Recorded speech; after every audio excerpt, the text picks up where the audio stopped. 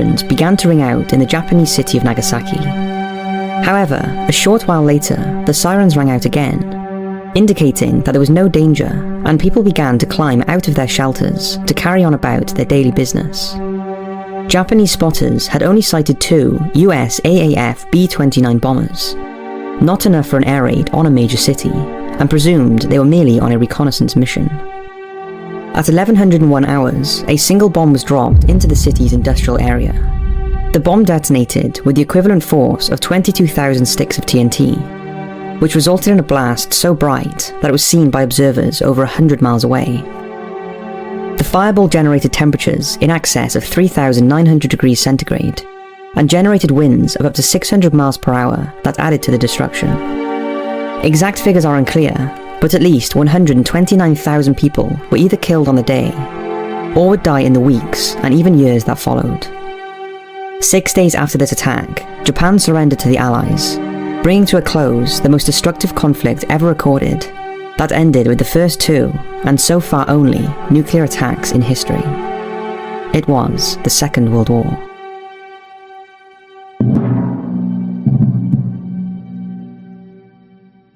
It's impossible to dissect the causes of the Second World War without discussing the rise of the Nazi Party in Germany and its leader, Adolf Hitler.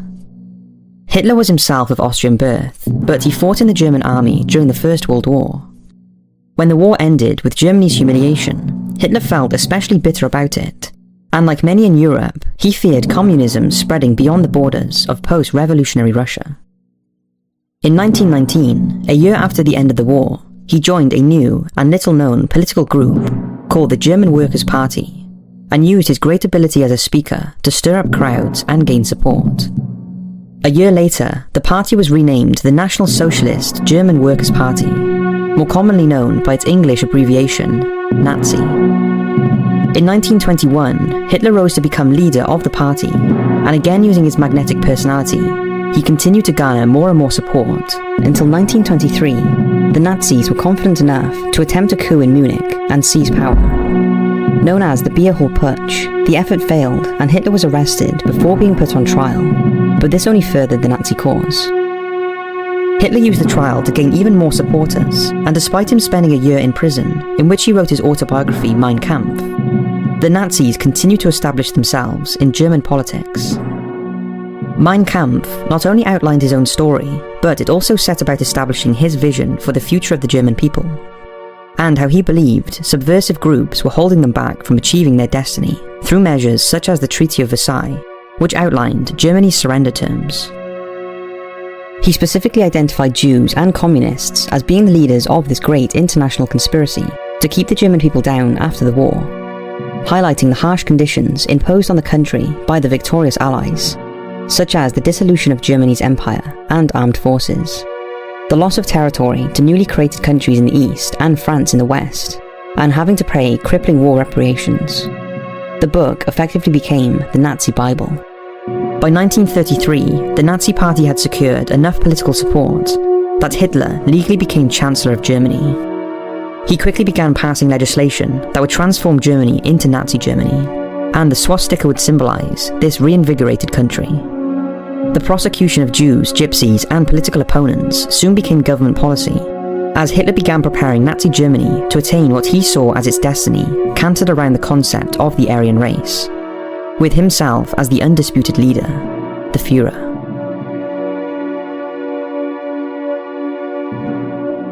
History records that the Second World War began in 1939. However, some historians now argue that it began in 1931 with the Japanese invasion of Manchuria in China. The Japanese deliberately detonated a bomb on a Chinese railway line used by Japanese citizens in order to blame it on Chinese dissidents. This was then used as a pretext to invade the country, and Japan would occupy the land there until liberated by the Allies in 1945. Japanese occupation of Chinese territory was extraordinarily harsh. Rape and murder were widespread and often encouraged by the Japanese leadership. While at Pingfang in northeast China, a military research unit was set up with a special mission.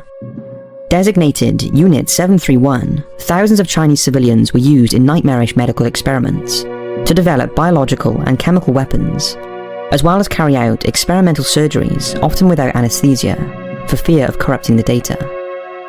In 1922, Benito Mussolini and his National Fascist Party rose to power in Italy. Very soon, he began reshaping the democratic political landscape of the country into a dictatorship centered around himself. Mussolini, like Hitler in Germany, believed his country had a destiny and wanted to build a new Roman Empire, beginning with a massive build-up of his armed forces. He was not afraid to use them, and proved this when he sent his forces into Abyssinia, modern-day Ethiopia, in 1935 to start the construction of his new empire in Africa. If Manchuria can be considered the first battlefront of World War II, then Abyssinia was the second.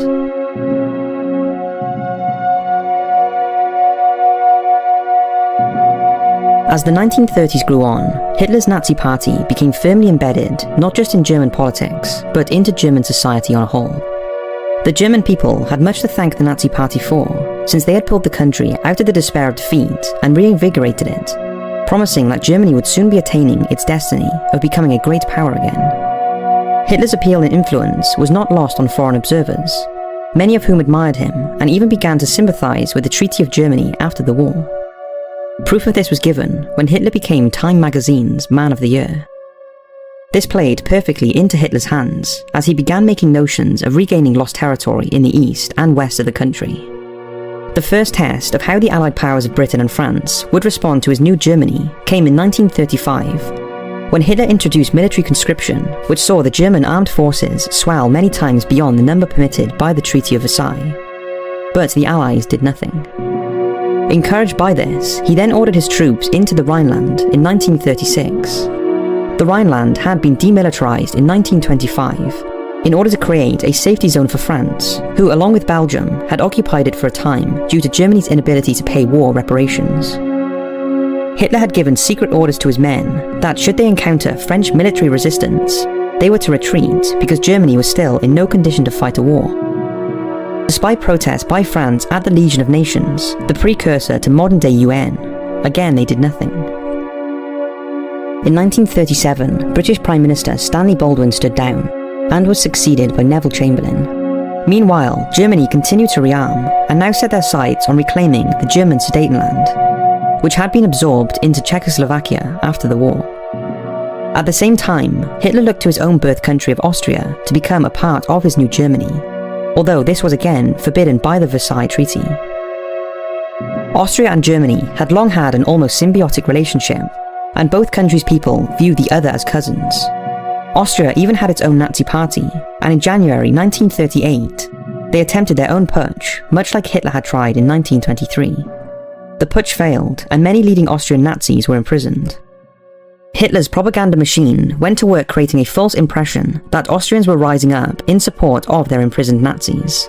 And so, on March 12, 1938, German troops entered Austrian territory on the pretense of restoring order. Within weeks, the Austrian government was gone, and the country was absorbed into Germany as the province of Ostmark. A vote on joining Germany claims that 99% of the population supported the move, which was known as Anschluss. Having secured his home nation under a Greater Germany, Hitler declared himself as the advocate of all ethnic Germans in Europe, and primarily of those in Sudetenland, making clear his intention to absorb the region into Germany. A diplomatic crisis was sparked when, just like in Austria, a Sudetenland Nazi party rose up and began demanding autonomy from Czechoslovakia. The Czech government tried to negotiate with the Sudeten Germans, while a series of meetings were held between Germany, Britain and France, to reach an agreement on the crisis, culminating in the Munich Agreement, which effectively gave a free hand to Germany's ambitions. No Czech representative was present. First, Hitler took the Sudetenland, and then in January 1939, he invaded and captured the rest of Czechoslovakia, in his first act of truly open aggression towards a neighbour. The conquest of Czechoslovakia raised concerns with the mighty Soviet Union, which was in the grip of the paranoid Joseph Stalin. Hitler had written in Mein Kampf that having to fight a war on two fronts was one of the reasons the Kaiser's Germany was defeated, and so, having already antagonized London and Paris, he was far more careful with Moscow and began a diplomatic effort with the Soviet Union to keep them out of events in the West. In August 1939, German Forest Minister Joachim von Ribbentrop met with his German counterpart, Vyacheslav Molotov, in Moscow, where the two of them effectively divided up Eastern Europe into two, on the promise that neither would interfere with the other in those areas. The Soviet Union had its own interests in Poland and Finland, and so was happy to abide by this agreement, even though Nazi Germany and the Soviet Union were ideological enemies. Despite this period of cooperation, many felt that it wouldn't last, but with Russia at bay, Hitler ordered his troops into Poland on September 1st, 1939.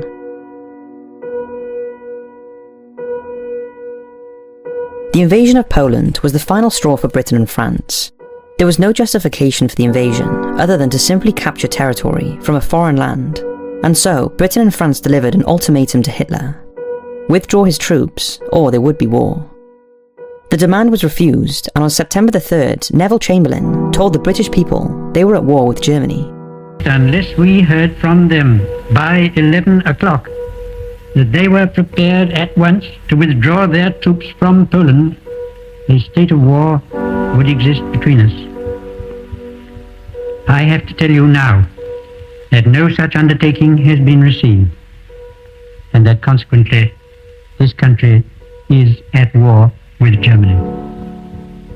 Some of Germany's more cautious generals had warned Hitler that the country was not yet ready for a second massive European confrontation. Germany's rearmament plans predicted war with Britain and France breaking out in 1945, by which time they would have their own aircraft carrier, large U-boat fleets, and powerful tank forces. The generals therefore concocted their Blitzkrieg style of war. Blitzkrieg meant lightning war, and called for the widespread use of tanks and aircraft to break through enemy formations, to capture key strategic areas, and divide enemy forces up to make them easier to destroy.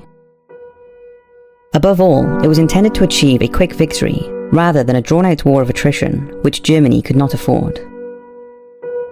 It was first used in Poland, and the Polish army proved totally inadequate for this new form of warfare.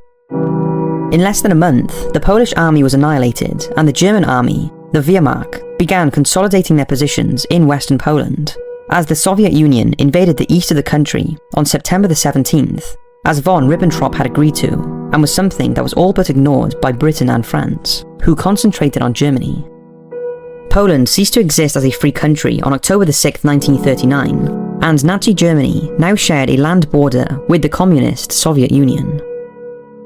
Britain and France's declaration of war on Germany sent shockwaves across Europe that were felt politically, but appeared to do very little else. Belgium, Holland and Norway joined a chorus of European voices, declaring themselves neutral in the fighting. But in fact, there seemed to be very little fighting at all. In terms of helping defend Poland, Britain and France could do very little, and instead they prepared for when Hitler would charge west. This was the start of the phony war, a period where both sides seemed to be doing everything they would normally do in a war, except all-out warfare. The French mobilised their armed forces and sent them to the border, while Britain created the British Expeditionary Force, or BEF, to be sent to France to support them, mirroring how the country went to war in 1914.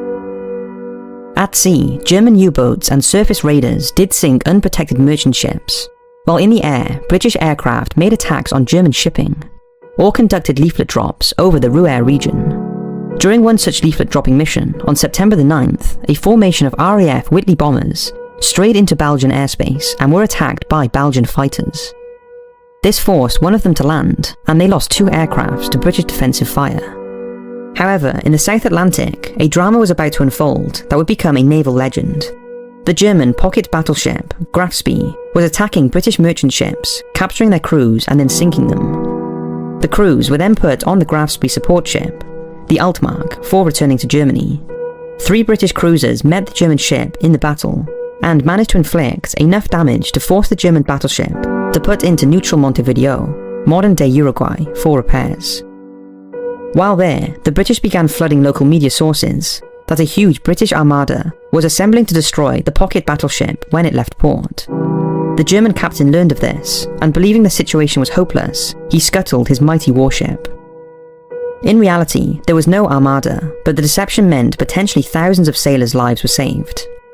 A few weeks later, British Special Forces raided the Altmark and rescued a number of captured merchant crews.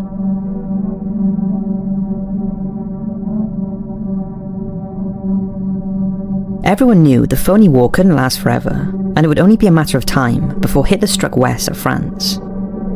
In the meantime, Britain and France decided to embark on a campaign in Norway, then a neutral country, but one that, along with Sweden, helped supply Germany with vital iron ore. The Allies mined Norwegian harbours from where German ships operated, which provoked Hitler to send his forces in on April the 9th to secure them. The battle for Norway would last until June the 10th, by which time France and Britain had long retreated, leaving the country to its fate. The disaster in Norway forced Chamberlain to stand down as Prime Minister on May the 10th, and after Lord Halifax refused the post, it was offered to Winston Churchill, who, as a First Lord of the Admiralty, was still basking in the success of the Grafsbury operation. Churchill was something of a surprise, having more friends than enemies in the establishment, but was a popular figure amongst the people. He would eventually form a new government made up of members of the main political parties, but in doing so, effectively suspended British democracy for the foreseeable future. He told the British people, rather bluntly, that he had nothing to offer them but blood, toil, tears and sweat. Across the Channel, the French had been preparing for another war against Germany for over a decade by constructing the Maginot Line, a series of tough fortifications along the border with Germany. It was designed and constructed in the belief that the war would be reminiscent of the static nature of World War I, but it was fundamentally flawed. It only went as far as north of the Belgian border, and despite popular belief at the time, it was not a continuous fortification, having several gaps where it was believed that nature obstacles such as forests and hills would provide protection.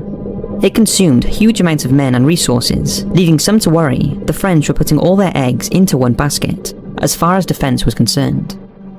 Hitler looked at the situation and immediately saw what had to be done. He was simply going to bypass it by going through Belgium and Holland. Like the Kaiser before him in 1914, he paid little interest to Belgium's or anyone else's declaration of neutrality if it served his purpose.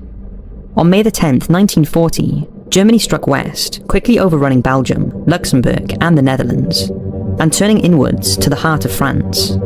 All the Maginot Line had achieved was to swell the fighting into neighbouring countries and effectively hand even more of Europe to Hitler.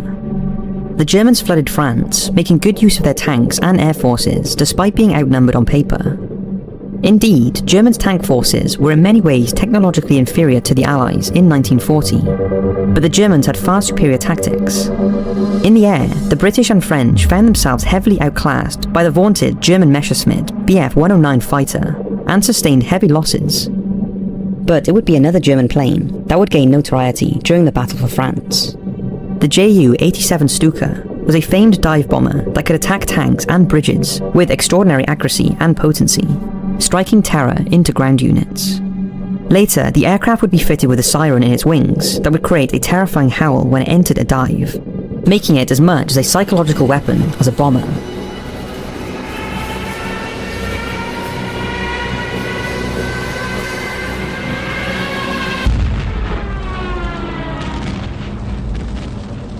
To compound problems for the Allies, the quick German succession and the failure of the Maginot Line to keep Hitler's forces at bay saw French morale in particular suffer terribly.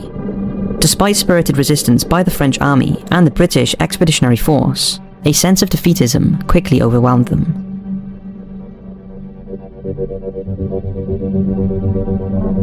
It soon became apparent that France would fall, and so in Britain, plans began to be drawn up to evacuate the BEF back to the British mainland, so they could defend Britain from what now seemed like an inevitable invasion.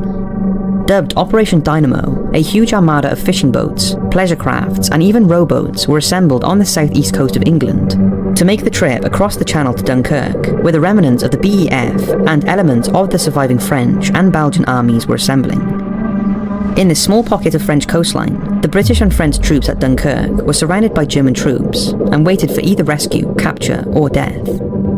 Hitler wanted to send his troops to wipe them out, once and for all, but the head of the German Luftwaffe, Hermann Göring, convinced him that the Air Force, which had so far proved almost unstoppable, could smash them on the beaches with fewer losses to German forces. Göring hoped that by doing this, he would gain favour with Hitler over some of his rivals within the Nazi high command. The evacuation began on May the 27th, 1940, with a fleet of little boats bearing down on the beaches to take men out awaiting British warships. The German Luftwaffe launched a fierce aerial bombardment and inflicted painful losses on the British. However, for the first time in war, the superiority of the Luftwaffe was finally challenged, since Dunkirk was in range of fighters flying from Britain itself. The sea and sky thus became a brutal killing field until the evacuation ended nearly a week later on June the 4th, by which time a staggering 338,000 men had been rescued. The evacuation was seen as a victory for Britain, but those in the offices of power knew the truth. The defeat in France had not only cost the relatively small British army 68,000 men, but it had lost huge amounts of equipment such as artillery, tanks and other assorted vehicles that would be vital in repelling a German invasion. Churchill warned against the optimistic mood after Dunkirk, noting that wars were not won by evacuations. In the wake of the success of the evacuation, a tragedy would occur that has been largely glossed over by history, when the British ocean liner, the RMS Lancastria, attempted to escape the French port of Saint-Nazaire. The liner was taking part in Operation Ariel, which aimed to evacuate British nationals from France, when at 10 minutes to 4 on June the 17th, it was bombed by German aircraft. Exact numbers of how many men, women and children were on board is unknown, because in the chaos of the evacuation, people were crammed into every available space. But it's estimated that between 3,000 and 6,000 people were killed, making it the worst maritime disaster in British history. To put this into perspective, the most conservative estimates put the death toll as being twice that of the Titanic. The disaster was quickly covered up for fear of damaging national morale. On June 10, 1940, Mussolini waded in on the side of Nazi Germany, declaring war on Britain and France, although Italian forces would play only a token part in the fight for France. On June 25, 1940, after just 46 days of fighting, Hitler's troops achieved what the Kaiser had failed to do in 4 years, by defeating and occupying France. France was not wholly occupied by Germany, but instead the country was split in two, with Germany occupying the northern half and the south being ruled by the Vichy French government, who were essentially German puppets. The French surrender also gave Churchill concerns that France's fleet would be absorbed into Germany's navy and used to try and blockade Britain. In one of the most controversial acts during the war, on July the 3rd, he ordered the Royal Navy to demand the French warships at Melkabur in French Algeria to surrender to them, and when they refused, the Royal Navy bombarded them with shellfire, killing 1,297 French soldiers, and sinking or damaging 8 ships. With France dully suppressed, Hitler was now concerned with what to do with Britain. It wasn't in his favour to destroy them, as he believed that would only hand her empire to the Americans, who were becoming increasingly hostile to him after Poland. Believing Britain was spent after the fall of France, he sued for peace, but Churchill refused, even though he knew Britain's chances of repelling a full German invasion were slim at best. Hitler therefore ordered his generals to draw up plans for Operation Sea Lion, the invasion of Britain. At the same time, Germany, along with Mussolini's Italy, met with representatives of Japan to begin negotiations for an alliance that was meant to counter the United States. This ultimately culminated in the Tripart Pact, signed on September 27, 1940, and saw the birth of what history now remembers as the Axis forces. Unlike Germany's previous military endeavours, the invasion of Britain had a serious obstacle in the way, namely the English Channel. Hitler's military leadership agreed that it would only be possible to cross the Channel in the summer, since the weather during the autumn and winter months would be too poor to cross safely. First, however, he would have to destroy Britain's air force, otherwise his troops would be sitting ducks to British aircraft as they sat in their invasion barges during the crossings. As Germany made their invasion preparations, Churchill readied the country to do what had to be done to defend themselves. Declassified documents show just how far he was prepared to go to repel Hitler's forces, should they land in Britain. He ordered that British forces were to use chemical and even biological weapons at any German landing zone in Britain, frequently saying that it's our country and we can do what we want to defend it. On July 10, 1940, the German Luftwaffe Swordfish biplane bombers. On the night of November 11, 1940, the force of Swordfish bombers took off from HMS Illustrious and caught the Italians completely by surprise. The attack inflicted severe damage on a large number of the Italians' capital ships, taking them out of the war for several months in order to be repaired, and thus severely hampering Italy's efforts to disrupt supplies to North Africa. Unfortunately, the British still had to contend with air and submarine attacks.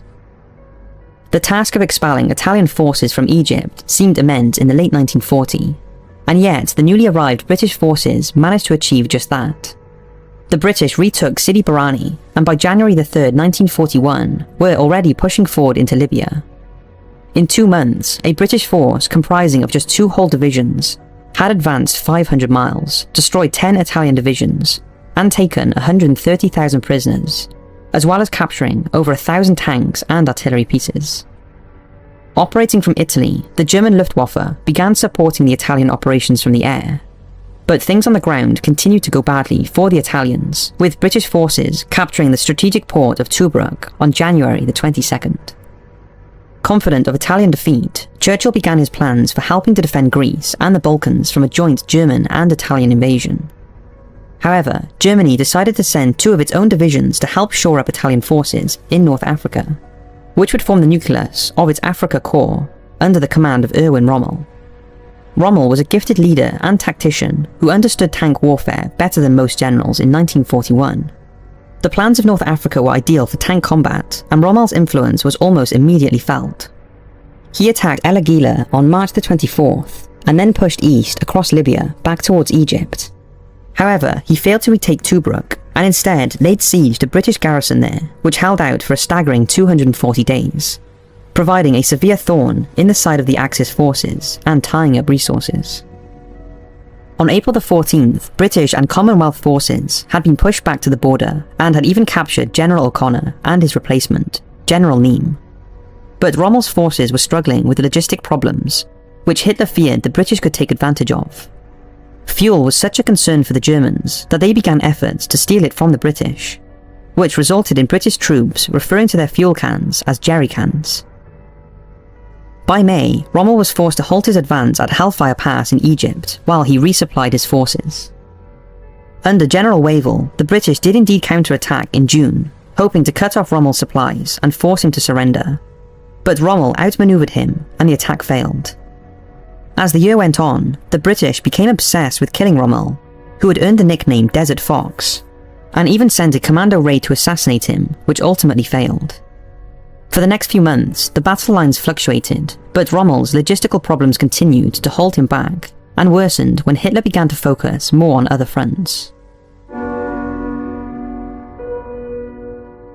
With Hitler being forced to call off Operation Sea Lion in 1940, the Germans recognised that their window to invade Britain had closed, and it would now be impractical to attempt another invasion. Britain was becoming Fortress Britain, and so Hitler turned to a medieval method of warfare: the siege. Hitler knew that Britain relied extremely heavily on war supplies, material, and even food coming from her empire and North America. Therefore, he turned to his navy, the Kriegsmarine, and tasked them to cut off this vital supply. The Royal Navy was still the most powerful surface fleet in the world in 1940, and while Germany had advanced warships, like the Tirpitz and Bismarck, they couldn't hope to meet the Royal Navy in a pitched battle like the Kaiser's fleet had in World War I, without being overwhelmed by British numbers.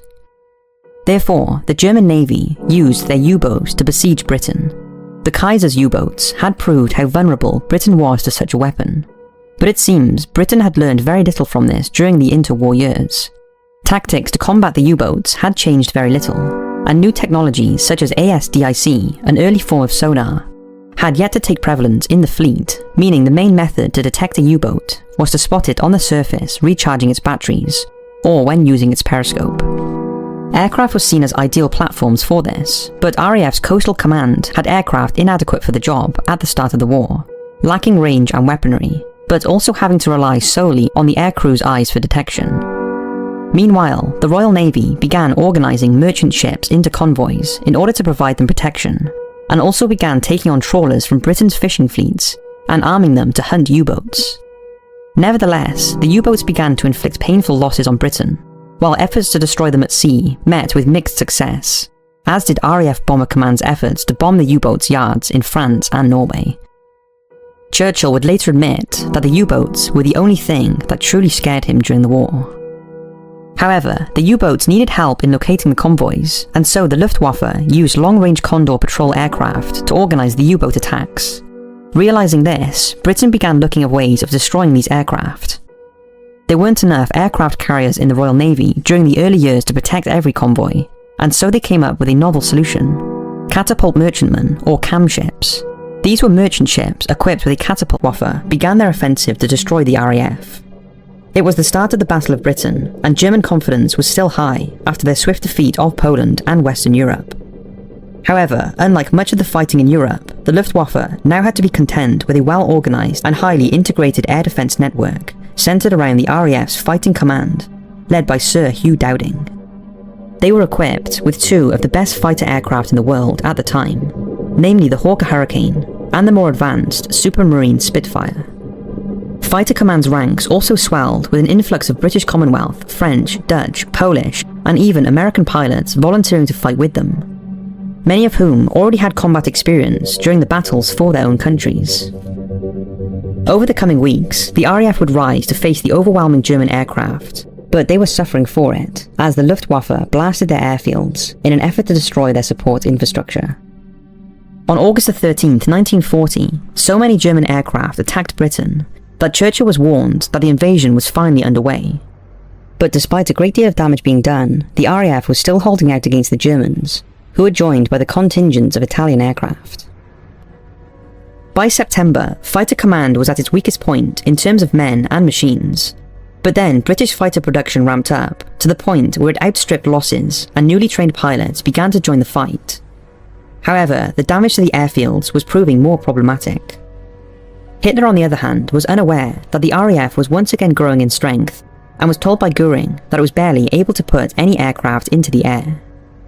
After British bombers hit targets in Berlin, in response to an accidental bombing by German aircraft of London, Hitler decided to order his bombers to turn their attention away from the airfields in order to devastate London and other British cities. His belief was that British morale would be so shaken by these terror attacks that the country would collapse, forcing Churchill to surrender, thus making an armed invasion unnecessary. It was a colossal mistake. Fighter Command effectively rebuilt and reorganised itself, and by the time Hitler realised his mistake, the summer was coming to an end. The weather was worsening, RAF Fighter Command was still a potent threat, and the country's defences had been built up to where it was no longer practical to invade. While the Germans had successfully captured the British Channel Islands, Britain herself was spared. Just as it had been in the First World War, the outbreak of war in Europe again saw the fighting spill over into the territories that European imperial powers held control of elsewhere around the world. Britain and France held territory across Africa, which Italy's Mussolini eyed jealously. And when Italy declared war on Britain and France in support of Germany, it gave him the opportunity to invade those territories from Italian possessions, such as Ethiopia, Somaliland, and most significantly, Libya, which bordered British Egypt. Egypt was vital to British interests because of the Suez Canal, which linked Britain to its Far East possessions, such as Hong Kong and India, as well as the oil-rich Middle East, which both sides desperately needed access to. On September 13, 1940, Italian forces launched an invasion in Egypt.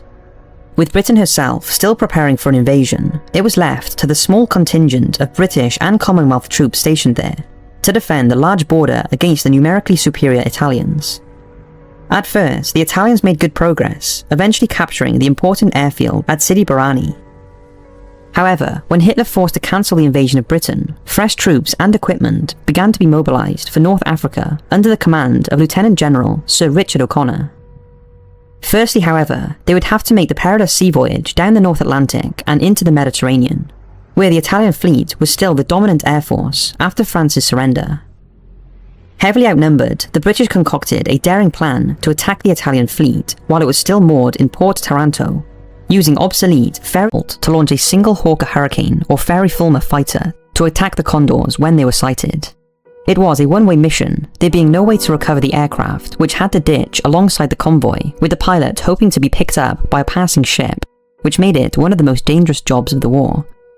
The urgency to combat the U-boats saw the rapid development of technology, particularly in the field of radar.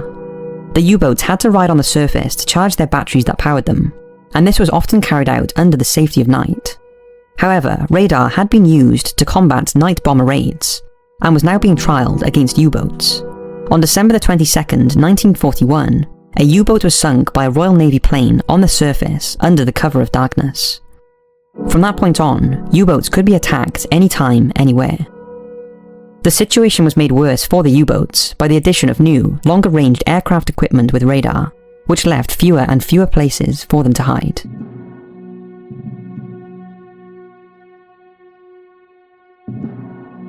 At the same time, Mussolini's Italy opened the North African campaign.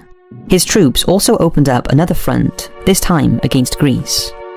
Mussolini felt he was playing second fiddle to Hitler in Europe and wanted to establish himself as an equal. He viewed Greece as an easy target and began putting pressure on the country's own facet-like dictator, Ioannis Metaxas. On August 15th, 1940, an Italian submarine sank the Greek warship Elli. Italian troops finally attacked on October 28, 1940, but like in North Africa, they were beaten back, despite the odds seemingly being in their favour. The Italian attack pushed Greece closer to Britain, who were desperate for allies after the fall of Western Europe. This in turn made Hitler take an interest in Greece, and he had his general staff start drawing up plans for his own troops to once again come to the aid of the Italians. The problem was that Germany had no land border with Greece, it being blocked by Yugoslavia and Bulgaria. Hitler demanded cooperation from both nations to allow his forces to pass through. Bulgaria agreed, and so too did Yugoslavia, both of whom joined the Axis forces. But public opinion in the latter was strongly anti-German, leading to a coup against the government and the rejection of any alliance. Outraged, Hitler ordered that when his troops invaded Greece from Bulgaria on April 6, 1941, that they were to concurrently invade Yugoslavia. Despite stiff resistance, Yugoslavia was overrun in just over a week and a half. 2 weeks later, the Greeks surrendered, having been overwhelmed by the combined might of the German and Italians. British assistance could do little to repel the invaders, and along with the Greek forces, they retreated to the island of Crete. Consolidating his position on the Greek mainland, Hitler ordered the invasion of Crete to begin on May 20th and was opened with a massive attack by German paratroopers. After nearly 2 weeks of fierce fighting, the island fell, but while British and observers in Washington were impressed with the effectiveness of a paratroop invasion launched against them, Hitler was appalled at the cost of his forces and never again ordered a large-scale airborne invasion. Nazi Germany's army seemed unstoppable by mid-1941, and no one became more convinced of this than Hitler himself, who, after defeating the British on mainland Europe in France and Greece, and while Rommel continued pushing them back in North Africa, decided that it was time to achieve his ultimate goal, the destruction of the Soviet Union. Hitler viewed the Soviet Union as a way of not only eradicating communism, but of feeding his thousand-year Reich by providing vast areas of agricultural land and vital resources such as oil and metals. However, Germany's generals warned the Führer against invading the Soviet Union unless Moscow attacked first.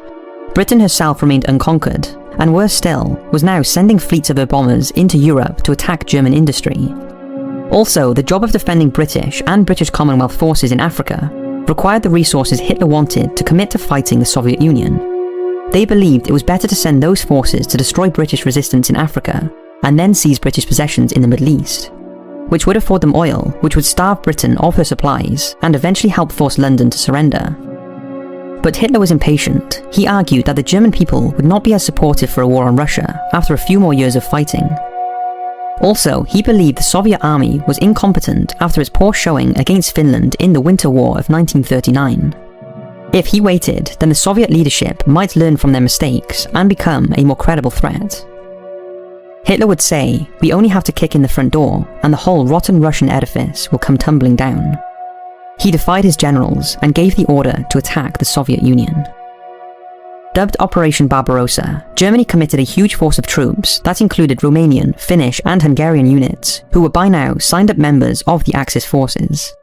The attack was launched from occupied Polish territory at 0300 hours on Sunday the 22nd of June 1941, and involved a staggering 3.8 million personnel launched across a 2,900-kilometre front.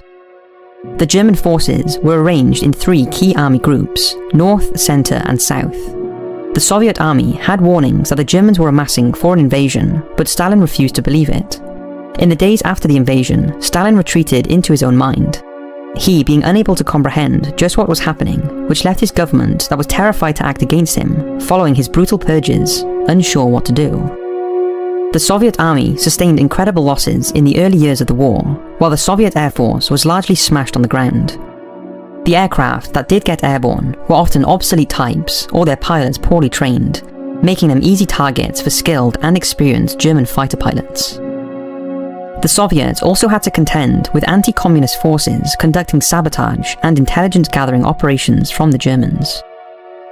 The fighting in the East was particularly brutal. Hitler had told his forces that a war against the Soviet Union could not be fought along civilized lines. And as such, he promised no German would ever be held accountable for his conduct against the enemy. In a sense, they were given a free hand to rape, plunder, and murder. When Soviet units were overwhelmed, many of them surrendered as their command structure collapsed, and these soldiers were led into captivity, where there was an actual plan in place to starve them to death. Behind the German troops' advance, German death squads began murdering so-called undesirables, such as Jews. The speed of the German advance took everyone by surprise, including the Germans themselves. The vast areas of land Germany's forces took proved a logistical nightmare, and on several occasions they lost the initiative as they waited for supplies of food, fuel, and rearmaments to catch up with them.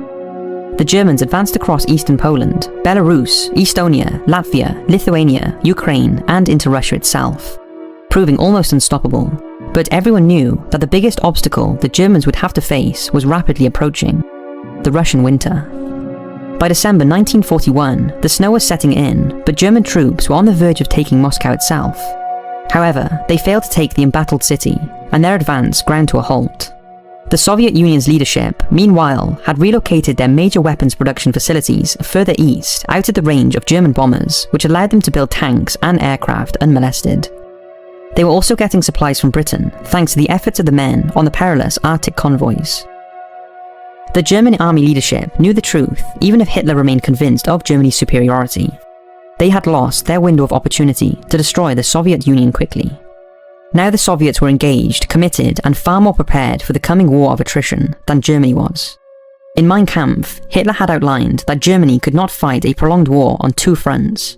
Yet at the end of 1941, he was effectively committed to three fronts: Britain in the west, British Commonwealth forces in North Africa, and now the Soviet Union in the east. And while the snow fell on German soldiers in Russia, ill-equipped for winter warfare, a world away in the tropical climate of Hawaii, a fleet of Japanese ships were closing in on the American naval base at Pearl Harbor.